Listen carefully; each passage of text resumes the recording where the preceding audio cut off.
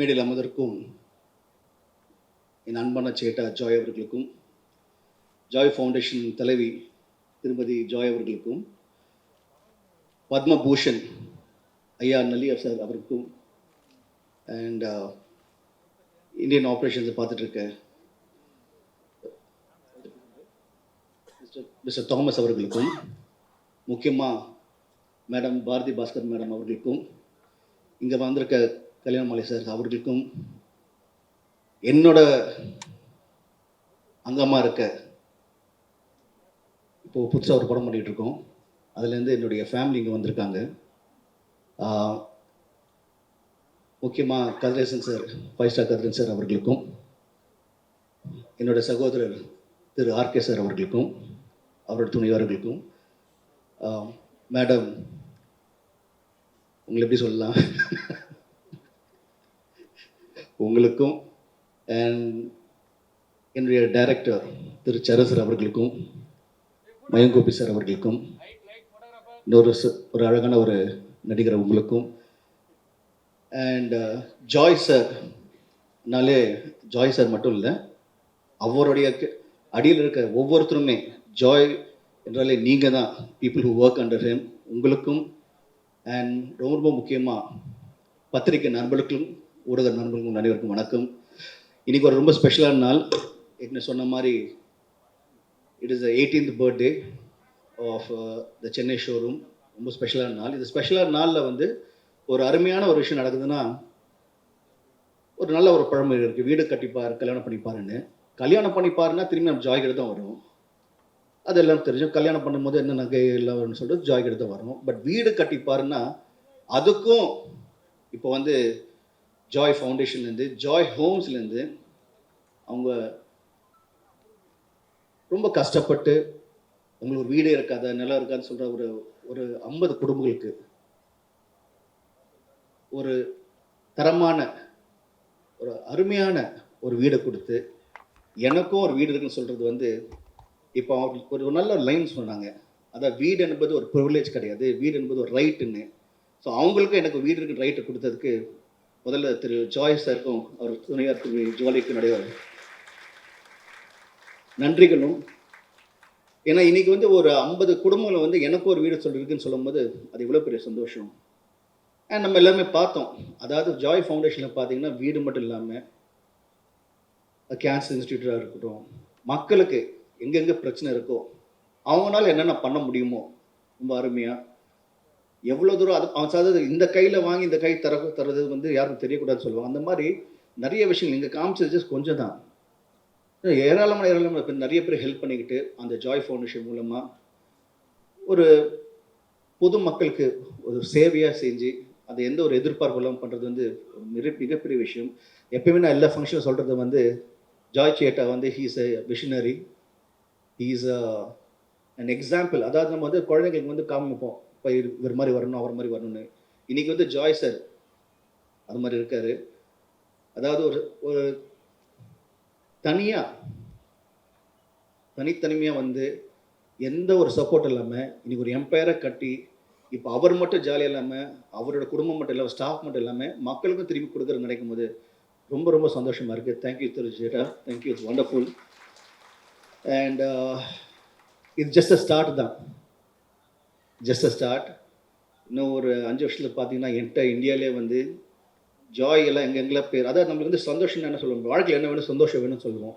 அந்த சந்தோஷமே இவர் மூலிமா வருதுன்னு நினைக்கும் போது இட்ஸ் அகேன் ஃபென்டாஸ்டிக். தேங்க்யூ சேட்டா. ஸோ விஷ் யூ அந்த காடோட எல்லா பிளெஸ்ஸிங்ஸும் உங்கள் ஃபேமிலிக்கும் உங்களுக்கும் நம்ம ஸ்டாஃப்க்கு எல்லாருக்குமே ஒவ்வொருத்தருக்குமே ஜாய்லகா ஸ்டோர் வேறு சார் ஒவ்வொரு ஸ்டாஃப்மே எல்லாருக்கும் வந்து all your blessing should from God should be blessed upon you. And thank you so much for the wonderful initiative. God bless you.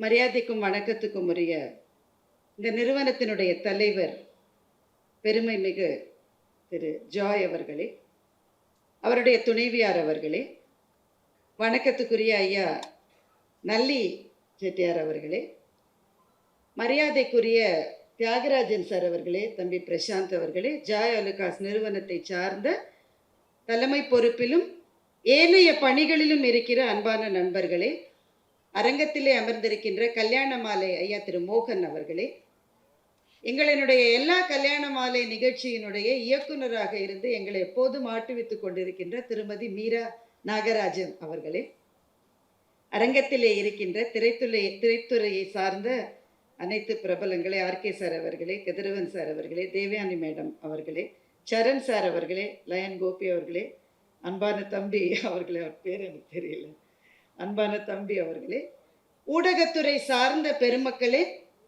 இந்த அரங்கத்திலே இருக்கின்ற அன்பு சொந்தங்களே, எல்லாருக்கும் என்னுடைய மிக பணிவான வணக்கங்கள்.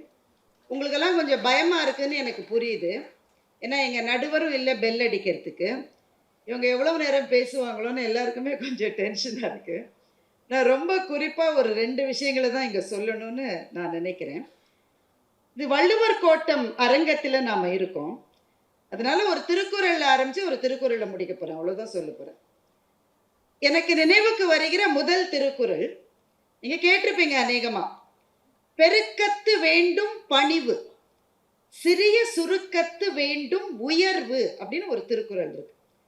என்ன பொருள்னா, நல்லா வளர்ந்து பெரிய அதிகாரத்திலேயோ வசதியிலையோ இருக்கிற போது பணிவாதான் இருக்கணும் அப்படின்னு சொல்லிட்டு அடுத்த லைன்ல வள்ளுவர் என்ன சொன்னார்னா, ஆனா வளர்ந்து வர்றாங்க இல்ல, அப்போ என்ன வேணும்னா அப்பவும் மனசுல பணிவு வேணும், ஆனா கொஞ்சம் உயர்வு. நான் கூட பெரிய ஆள் தான் அப்படின்னு சொல்லணும். சொல்லலைன்னா என்ன ஆகும், உங்க எல்லாருக்கும் தெரியும், ஏறி மிதிச்சிருவாங்க. எனக்கு ரொம்ப பிடிச்ச குறள் அது. சார் அவர்கள் எழுதிய தங்க மகன் அந்த புத்தகத்தை பத்தி தியாகராஜன் சாரும் மென்ஷன் பண்ணாங்க. அது படிக்காதவங்க கொஞ்சம் தயவு செஞ்சு படிங்க. அது வாழ்க்கையை பற்றி சில பார்வைகளை அது கொடுக்கும். அந்த புத்தகத்தை படிக்கிற போதுதான் சாரை பற்றி, அந்த வாழ்க்கையை பற்றி எனக்கு ஒரு அறிமுகம் கிடைச்சது. நான் இப்ப சொன்ன 2மே அதுல இருந்தது. பணிவு என்பதை நீங்களே இங்க பார்த்தீங்க. ஒரு நிகழ்ச்சி, அது அவருடைய நிகழ்ச்சி, 50 பேருக்கு வீடு வழங்கப்பட இருக்கிறது. மேடம் வந்து தலைவராக இருக்கிற ஃபவுண்டேஷன்ல என்னென்னலாம் செய்யறாங்கன்னு நம்ம ஏற்கனவே அந்த ஏவியில பார்த்தோம். அப்படி இருக்கிறவங்க குறைஞ்சது ஒரு 25 நிமிஷமாவது பேச வேணாம். ஒரு 2 நிமிஷத்துல பேசி முடிச்ச ஒரே சேர்மன் எனக்கு தெரிஞ்ச அவர் தான். அந்த அளவு. என்ன இவ்வளவு கம்மியா கைத்தட்டுறீங்க நீங்க? எனக்கு இல்லை, இது அவருக்கு. பணிவு என்பதே அவர். ஏன்னா வளர்ந்து வருகிற சூழலில் இது நமக்கு தெரியும். அதற்கு முன்னாடி ஒரு நிகழ்ச்சியை தங்க மகன் புத்தகத்தில் எழுதியிருக்கார். ரொம்ப சீக்கிரமா அதை சொல்ல போறேன். சார் வந்து அப்பவுமே ஒரு தொழிலதிபர் தான். ஆனா இந்த அளவு பிரம்மாண்டமான வளர்ச்சி அடைவதற்கு ஒரு 2-3 ஸ்டேஜ் முன்னாடின்னு வச்சுக்கோங்களேன். அப்ப துபாயில இருந்திருக்காரு. ஒரு ஃப்ரெண்டை பார்க்கறதுக்காக ரோல்ஸ் ராய்ஸ் ஷோரூம் வாசல்ல மீட் பண்ணலாம்னு சொல்லியிருக்காங்க. அப்படி சொல்லுவோம் தானே, இந்த ஷோரூம் வாசல்ல மீட் பண்ணலாம் பாரு. சார் வந்து கொஞ்சம் முன்னாடியே போயிட்டாரு. அந்த ஃப்ரெண்டு கொஞ்சம் லேட்டா வர்றாரு. சரி சும்மா தானே நிக்கிறோம்னு சொல்லி அவர் அங்க இருக்கிற ஒரு ரோல்ஸ் ராய்ஸ் காரை போய் இவர் பார்த்துருக்காரு. நிக்கிற நேரத்துல பார்க்கலாம்னு சொல்லி அந்த ஷோரூம்ல இருந்த ஒரு சகோதரர், ஒரு சிப்பந்தி இவர்கிட்ட வந்து சொல்லியிருக்காரு, வாங்க போறியா இல்லை, வாங்குறவங்க தான் பார்க்கணும், வாங்காதவங்க அங்க நிக்கணும், அங்க போய் நில்லு அப்படின்னு சொல்லியிருக்காரு. இவரும் வெளியில வந்துட்டாரு. அவர் தேடி வந்த நண்பர் வந்துட்டார். சாரி லேட் ஆயிருச்சு. இவர் சொன்னாரா, நம்ம சந்திக்கிறதுக்கு முன்னாடி ஒரு சின்ன வேலை இருக்கு. என்ன வேலை? ஷோரூம்குள்ள போய் ஒரு கார் வாங்கணும்னு இவர் சொல்லியிருக்காரு. ஷோரூம்குள்ள போய் அதே கார், எந்த காரு இவர் பக்கத்துல நின்று பார்த்தப்போ அதெல்லாம் தொட்டு பார்க்க கூடாது, வெளியில போன்னு சொன்ன அதே காரு, அது வேணும்னு சொல்லியிருக்காரு. அது ஷோரூம் பீஸ், அதுதான் வேணும் என்று சொல்லி, அது மாத்திரமல்ல அந்த சிப்பந்தி அவரையே வந்து எனக்கு கொஞ்சம் இதை முடிச்சு கொடுக்க சொல்லுங்கன்னு கேட்டிருக்காரு. அப்ப அந்த சிப்பந்தியினுடைய முகம் எப்படி இருக்கும்னு எனக்கு தெரியல, அவரும் எழுதல அதை பத்தி. ஆனா கிளைமேக்ஸ் இனிமே தான் இருக்கு. அந்த காரை வாங்கிட்டாரு. வாங்கிட்டு என்ன செய்யறது? அவருக்கு ஒன்றும் கார் தேவையில்லை, அந்த நேரத்தில் வாங்கினது தான் அவருக்கு. அவருடைய அந்த மார்க்கெட்டிங் உத்தியில ஒன்று தோணி இருக்கு. ஜாய் அலுகாஸ்ல நகை வாங்குறவங்களுக்கெல்லாம் ஒரு ராஃபில், அதாவது ஒரு குலுக்கல் இது நடத்தி அதுல வெற்றி பெறுபவர்களுக்கு ஒரு ரோல்ஸ் ராய்ஸ் கார் பரிசுன்னு அறிவிச்சிட்டார். அறிவிச்சதோட இல்லாம அந்த காரை அங்கேயே நிறுத்தி அந்த காரோடைய முகத்துல இதுதான் குலுக்கலில் கிடைக்க போகிற பரிசு அப்படின்னு பெரிய ஸ்டிக்கர் ஒட்டிட்டார். அப்ப நிறைய பேர் வந்து அந்த காரை தொட்டு தொட்டு பார்த்துருப்பாங்க. ஆனா தள்ளி போன்னு யாரும் சொல்லிட முடியாது. அப்போ இதற்கு பிறகுதான் சூப்பர் கிளைமேக்ஸ். இதை இவர் செய்த பிறகு ரோல்ஸ் ராய்ஸ் நிறுவனம் ஒரு திட்டத்தை கொண்டு வந்தாங்க. என்னன்னா, அவங்கள்ட்ட கார் வாங்குறவங்களோட அவங்க ஒரு அக்ரிமெண்ட் போட்டாங்க. நான் வாங்குகிற காரை குலுக்கல் முறையில் வெற்றி பெற்றவருக்கு பரிசு என்று அறிவிக்க மாட்டேன்னு சொல்றவங்களுக்கு தான் ரோல்ஸ் ராய்ஸ் கார். இப்ப அந்த குரலை திரும்ப சொல்ற பாருங்க. பெருக்கத்து வேண்டும் பணிவு, சிறிய சுருக்கத்து வேண்டும் உயர்வு. உயர்வுன்னா அந்த இடத்துல நிமிர்வுன்னு அர்த்தம். நீ என்ன நீ எல்லாம் பெரிய ஆளா என்று சொல்லுகிறவர்களின் எதிரில், அதுவும் குறிப்பா நாம இந்தியர்கள் தென்னிந்தியர்கள்லாம் இதெல்லாம் கொஞ்சம் ஜாஸ்தியாவே வரும். அந்த இடத்திலே நிமிர்வு இருக்க வேண்டும். ஆனால் வாழ்க்கையில் உயர்ந்த பிறகு பணிவு இருக்க வேண்டும் என்பதற்கு ஒரு உதாரணமாக இருக்கிற அவருக்கு உங்கள் அத்தனை பேரின் சார்பிலும் என்னுடைய பாராட்டுதல்களையும் வணக்கத்தையும் தெரிவித்துக் கொள்கிறேன். ரெண்டாவது விஷயம், இங்க ஃபவுண்டேஷன் செய்யற நிறைய விஷயம், ரொம்ப குறிப்பா கேன்சர் நோயாளிகளுக்கும் மற்ற நோயாளிகளுக்குமான உதவிகள். இப்போ உதவி செய்வது என்பது வந்து ரொம்ப நல்ல விஷயம். ஆனா உதவி செய்வதற்கு எனக்கு ஒரு கடமை இருக்கிறதுன்னு வர்ற எண்ணம் இருக்கு பாருங்களேன், அது ரொம்ப அரிதினும் அரிது. நிறைய பேர் கேரளாவை சேர்ந்தவங்க, அதனால சீக்கிரமா ஒரு கதை சொல்றேன். குருவாயூரப்பன் கோவில்ல நடந்ததா சொல்லுவாங்க. குருவாயூரப்பனுக்கு ஒரு பக்தர் வந்து 2 வாழைப்பழத்தை கொடுத்துட்டு படைச்சிட்டு போயிட்டாரு. ஒரு ஏழை பையன், பசி அவனுக்கு, உள்ள ஓடி வந்து 2 பழத்தை தூக்கிட்டான். தூக்கிட்டு வெளியில போனவன் என்ன நினைச்சானு தெரியல, ஒரு பழத்தை எடுத்து குருவாயூரப்பன் முன்னாடியே போட்டுட்டு ஒரு பழத்தை தான் எடுத்து சாப்பிட்டுட்டான், மாட்டிக்கிட்டான். ஏய், குருவாயூரப்பனுக்கு போட்ட பழத்தை நீ எடுத்தியா, உனக்கு தண்டனை அப்படின்னு சொல்லி அங்க இருந்த ஒரு பெரியவர், என்ன தண்டனைன்னா 100 தடவை அந்த கோயிலை சுத்தி வான்னு சொல்லிட்டார். சொன்னதோட அவரே உட்காந்து எண்றாரு. 100 தடவை வந்தானா. ரவுண்ட் 1 பையன் வந்துட்டான். ரவுண்ட் 2 பார்த்துக்கிட்டே இருக்காரு. கண்ணை தேய்ச்சிட்டு பார்க்குறாரு. சல் சல்லுன்னு சலங்க வெளி கேட்கிறது. மயில் பீலி அசைய அசைய அந்த கிருஷ்ணனே 2வது ரவுண்ட்ல வந்தான். என்னடா அது கிருஷ்ணன் நடந்து வரான்னு பார்த்தா 3வது ரவுண்டு பையன் வரான், 4வது ரவுண்டு கிருஷ்ணன் வரான், 5வது ரவுண்டு பையன் வரான், 6வது ரவுண்டு கிருஷ்ணன் வரான். 100 ரவுண்டு முடிச்ச அப்புறமா கிருஷ்ணனை பிடிச்சிக்கிட்டாரு. கண்ணா, உனக்கு நான் தண்டனை கொடுக்கலையே, அந்த பையன் எடுத்தான்னு அவனுக்கு தானே தண்டனை கொடுத்தேன், நீ ஏன் தண்டனையில பாதியை வாங்கிக்கிட்டேன்னு பெரியவர் கேட்டாரு. அப்போ கண்ணன் சொன்னா, 2 பழத்துல 1 எனக்கு கொடுத்துட்டான், அவன் 1 தான் சாப்பிட்டான், அப்ப தண்டனையில பாதியை நான் தானே எடுத்துக்கணும்னு கண்ணன் சொன்னதாக ஒரு கதை உண்டு.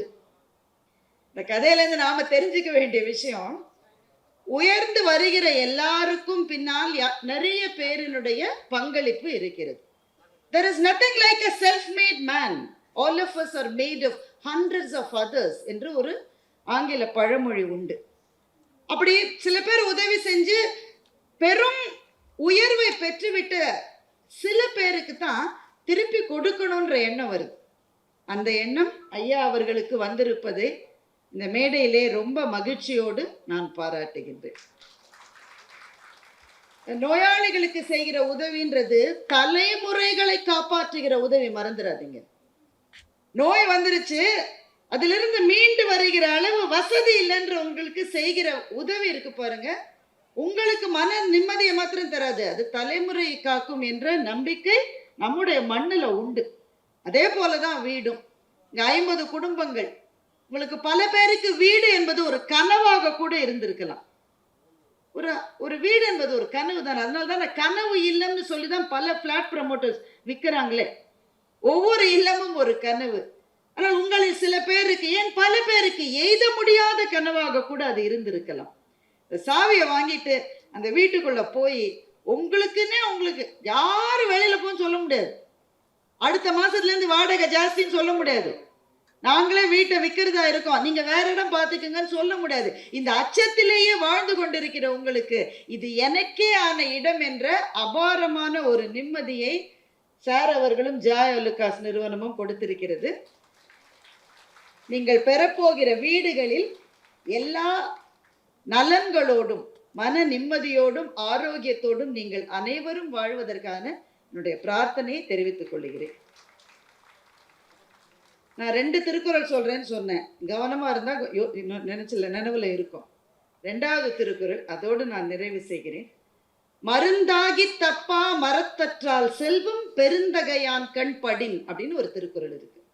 மருந்து மரம்னு ஒன்று இருக்கும், வேப்ப மரம் மாதிரி வச்சுக்கோங்களேன். அதனுடைய எல்லா பார்ட்டுமே மற்றவங்களுக்கு உதவியா இருக்கும். அது பூவா இருக்கலாம், அது பழமா இருக்கலாம், பட்டையா இருக்கலாம். அது மாதிரி மருந்து மரத்தினுடைய எல்லா பகுதியுமே மருந்தா இருக்கும்.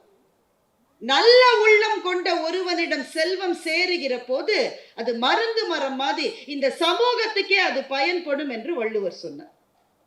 ஒரு மருந்து மரம் நம்முடைய வீட்டில் வளர்ந்தா எப்படி பல பேரினுடைய நோயை தீர்க்குமோ, பல பேரினுடைய கவலையை போக்குமோ, பெருந்தகையான் என்ற சொல்லை வள்ளுவர் பயன்படுத்துகிறார். நெஞ்சிலே கருணை உடையவர்னு அர்த்தம். நெஞ்சிலே கருணை உடைய ஒருவருக்கு இந்த மாதிரியான மற்றவர்களுக்கு கொடுக்க வேண்டும் என்ற எண்ணம் வருகிற போது ஒரு சமூகமே பயன்படுகிறது. அந்த திருக்குறளுக்கு இலக்கணமாக இருக்கிற சாருக்கு திரும்பவும் என்னுடைய நன்றியை சொல்லுகின்றேன். நம்ம சுத்தி கொஞ்சம் பாருங்களேன், எங்க பாரு போர்ச்சூழல், ஒவ்வொரு நாளும் கெட்ட செய்தி தான் வருது. போனை திறக்கிறதுக்கே பயமா இருக்கு. பள்ளிக்கூடத்தின் மீது குண்டுகள் வீசப்படுகின்றன. இதுக்கும் எனக்கும் சம்பந்தமே இல்லடா அப்படின்னு சொல்ற நாட்டிலலாம் போய் விழுதுது. அடுத்த நிமிடம் என்பது கொஞ்சம் கூட நிச்சயமே அல்ல என்ற சூழலில் செய்திகளை வாங்கி கொண்டிருக்கிற நமக்கு இன்றைய தினம் ஒரு நல்ல தினம். ரொம்ப நாள் கழிச்சு ஒரு நல்ல செய்தி வந்திருக்கு. ஒருவர் 50 பேருக்கு வீடுகள் தரப்போகிறார் என்ற நல்ல செய்தியை கேட்கிற போது இன்னமும் இந்த மண்ணில் அறமும் தர்மமும் கருணையும் வாழ்கிறது என்ற நம்பிக்கையை நமக்குள்ளே திரும்பவும் விட செய்திருக்கின்ற தலைவர் ஜாய் ஐயா அவர்களுக்கும், இந்த விஷயம் எதுவுமே வீட்டுக்காரம் அவனுடைய சப்போர்ட் இல்லாமல் பண்ண முடியாதுங்க. அவங்களுடைய உற்ற துணை இருந்தால்தான் மற்றவர்களுக்கு கொடுப்பது என்பது சாத்தியமாகும். அதனால் அந்த கருணை நெஞ்சத்துக்கு சொந்தமான திருமதி ஜாய் அவர்களுக்கும், இங்கே வந்து சிறப்பித்திருக்கிற உங்கள் அத்தனை பேருக்கும், திரும்பவும் இந்த வீடுகளை பெறப்போகிற பயனாளிகளுக்கும் என்னுடைய வாழ்த்துக்களை சொல்லி இந்த நல்ல வாய்ப்புக்கு நன்றி சொல்லி முடிக்கிறேன். வணக்கம்.